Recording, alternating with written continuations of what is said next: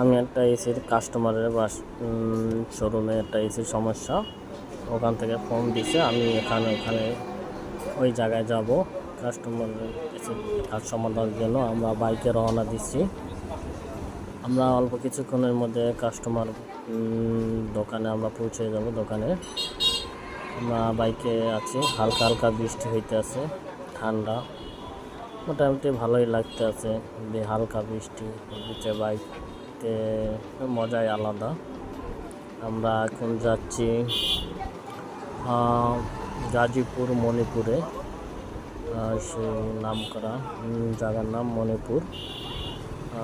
এখানে গ্রাম্য পরিবেশ, শহরের পরিবেশ দুইটাই আছে, দেখতে অনেকটাই ভালো লাগে।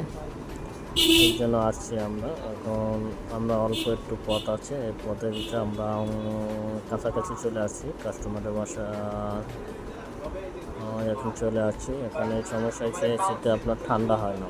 ঠান্ডা যখন হয় না, গ্যাস নেই, ইনডোর আউটডোর চলে, ঠান্ডা না। আমরা বাইরে চলে আসছি। বাইরে এসে যখন চেক করি তখন দেখি আপনার লিকেজ হয়ে গ্যাস বের হয়ে গেছে। এখানে সাকশনের ডিসচার্জ পাইপ থাকে, সাকশন পাইপটা লিকেজ হয়ে গ্যাস বের হয়ে গেছে।